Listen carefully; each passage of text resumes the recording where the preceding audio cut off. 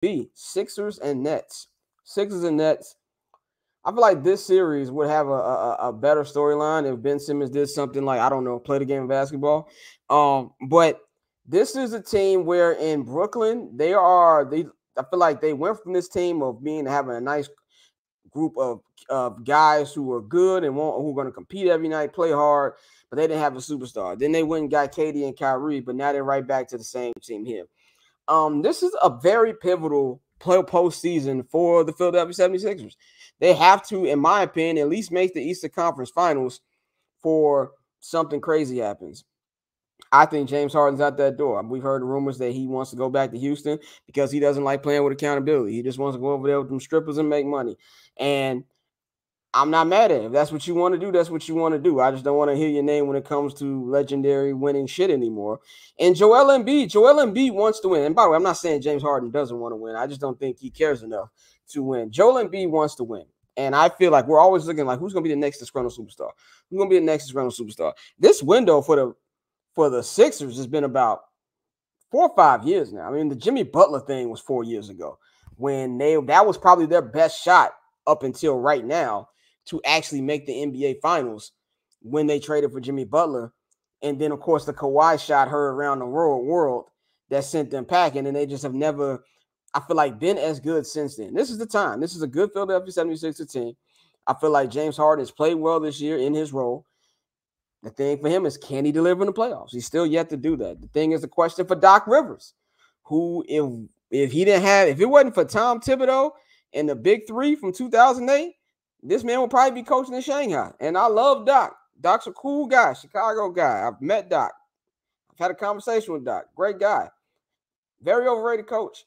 So you got that. If they blow up, this blows up in their face again, you got that situation. I truly feel like if this team doesn't make these conference finals, Joel Embiid might be, I don't know if he's going to ask, I don't think he's not going to ask for a trade this offseason, but we're definitely looking at 2024 that he might be up in there demanding a trade because they're not winning basketball series, man. So there's not really too much X's and O's here. This is a series where I feel like if the Sixers play their best, not even play their best, but play the way that they should, this should be a gentleman's sweep.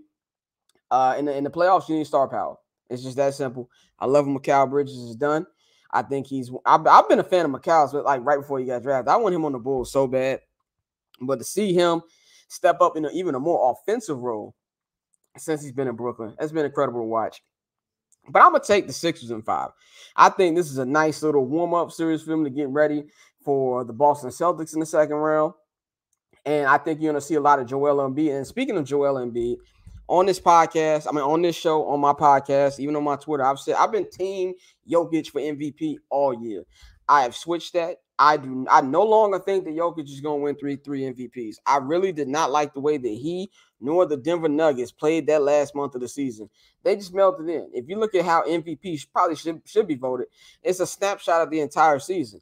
And he, lollygagged the last season while Joel was hooping. Now, if we're going strictly on what the NBA tells us that the MVP is voted on, as stats and team success, it should be Giannis. It shouldn't even be a question that it should be Giannis. But Giannis has officially reached the Michael Jordan, LeBron James, Stephen Curry, voter fatigue, where he's not ever going to get it again. But if you look at the numbers, what's much different than when he won it the 2 times prior? Nothing. He's actually better than he was then. So if we're going off that, it should go to him. But all these things, narrative means something. I think Joel will win his first MVP this season. And I've been watching basketball. I've been watching the NBA since the 1995-1996 season, which is the 72-10 Bulls team. For all you youngins out there who watch this show. And I have never I have never seen, pretty much what we're seeing right now with, the Sixers, and basically I just lost my train of thought.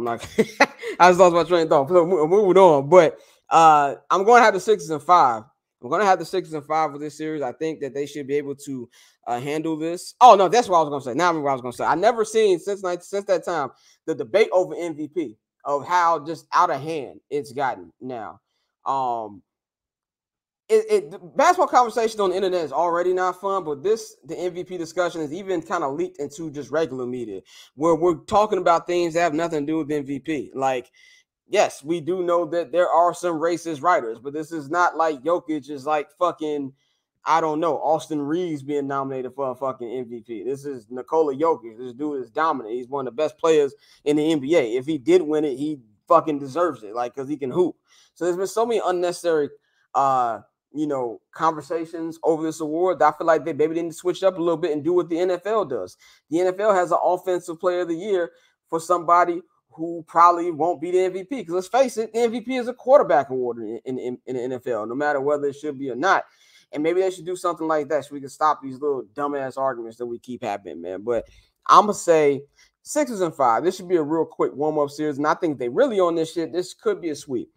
Let's go to the other first round Eastern Conference series, which just got set in stone on Tuesday. It will be the Atlanta Hawks and the very inconsistent Trae Young and Atlanta Hawks will be going up against Jason Tatum, Jaylen Brown, and the defending Eastern Conference champion Boston Celtics. We all know the tale of the tape coming here. A lot of fans, a lot of media members was really high on the Atlanta Hawks coming to the season. I was not one of them because I have League Pass and I've seen DeJounte Murray. And I think DeJounte Murray is a hooper. I just don't think he's a guy who's taking you to like top 3 or 4 in the East with Trae Young. That's just something I just didn't think was going to happen. But they really underachieved with all the expectations they have, being in a play-in game, being in in that seed positioning to begin with. While the Celtics have been trying to run it back, the Celtics are trying to get back to the NBA Finals and make up for the mistake they made last year. This has been a team that was on cruise control for a good part of the year. Then they hit difficulties and they let Milwaukee pass them up in the standings. But this is a team where this is a series where I feel like, yes, I'm going with the Boston Celtics. I'm going with the Celtics in 5. But this is a series where I feel like will be very entertaining, and all these games are going to go down to the wire. The Atlanta is that streaky of a team, that fluky of a team. And when you got a guy like Trae Young, who, as we've seen, when he does make the playoffs, he's a big-time hooper. They made it to the Eastern Conference Finals a couple years ago. Knicks fans hate Trae Young. So he has that playoff dog in him, and he knows what it takes in these situations to step up. And I feel like this is a series where if the Celtics play with their food, this could be a 6-game series. This could be longer than it need to be. But also at the same time, when you're talking about dumb teams like the Minnesota Timberwolves, the Atlanta Hawks are also a dumbass basketball team.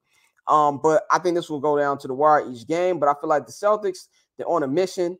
They know where they fucked up last year, and I don't think they're going to have this series stretch any further than it needs to be, especially getting ready for a second-round matchup against Joel Embiid and the Philadelphia 76ers. That's like an Eastern Conference Finals battle right there in the second round. So I feel like they're going to want to get rid of them very quickly to be able to get more rest, and I think that's how it's going to go. I've got the Celtics in 5 over the Atlanta Hawks. Now, the third and final series of the East that's been set. We're still waiting to see who will play Milwaukee. This to me is the series of the first round for the Eastern Conference. Real old school matchup between two Eastern Conference teams with a lot of history, the Cleveland Cavaliers and the New York Knicks. If you're a fan of 90s basketball, these two teams used to go at it all the time. This is not going to be one of those super high-scoring series. There's going to be a lot of hard-nosed defense. There's going to be a lot of fouls. And, of course, there will be some good offense. I feel like what you see in Cleveland with Donovan Mitchell, with Darius Garland, and even just the things that Jalen Brunson has done this year, and Julius Randle. It's going to be a very competitive series, very fun series. Cleveland, man, this is their first time since 1998 clinching a playoff spot on a non-LeBron team. That is a phenomenal stat. This will be the first time they've had a playoff game at, I don't know the new arena name, so I'm going to keep calling it the Q. It's the Q to me. These arenas change their damn names every fucking year. It's like crypto.com arena will always be Staples Center to me. I don't care. So I'm going to call it the Q. The Q is going to be the first playoff game in 5 years. Last playoff game they had was game 4 of the 2018 NBA Finals, was Steph left eating popcorn and fucking champagne because they won another championship. So this is going to be exciting for that fan base. Donovan Mitchell, he's been a big-time playoff player these last couple of years. This will be Darius Garland's first test of the playoffs. And the Knicks, man, those games at Madison Square Garden are going to be another level. I think everybody remembers how the Garden got down 2 years ago when they were only like one of like 2 or 3 arenas that were going full capacity during the time where the vaccine just came out and everybody wasn't really vaccinated yet. And it was full capacity and it was loud. And, there's one thing I'll give the Knicks. Madison Square Garden is one of the spots where it's a spot you want to see a big-time playoff game. And I feel like that crowd is going to be ready. Game 3 is on a Friday. It's going to be lit out there. There's going to be a lot of people out, a lot of celebrities. It's going to be fun.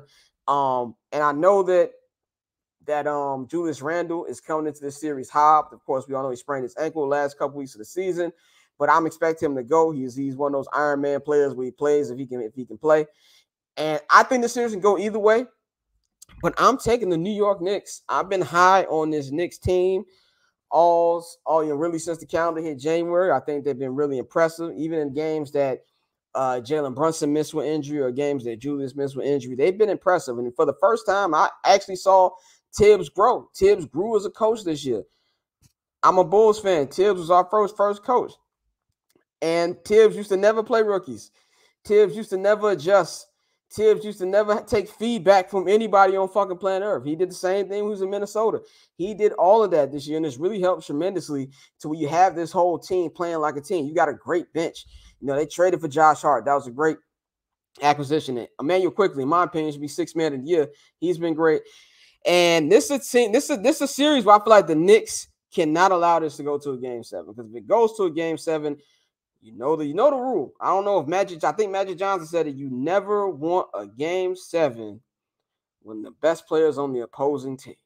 And that best player is Donovan Mitchell. I think Donovan Mitchell is going to put up some big numbers at Madison Square Garden. We all know he was a Knicks fan growing up, and we know the Knicks didn't want to give up the capital they needed to get Donovan Mitchell early in the season. But I'm going to take the Knicks in 6 games. I think they play a more fluid style of offense than the Cavs. The Cavs play a lot of go-to-hell ball, and I like the Knicks' defense more than I like the Cavs. And one thing that Jalen Brunson showed us in the playoffs last year, he can dominate in the postseason. He basically beat Utah by himself with Luka being hurt in the first round last year. So I'm going to say Knicks in 6, because if it goes 7, then I got the Cavs. But I say Knicks in 6. This is going to be such an entertaining series, and I can't wait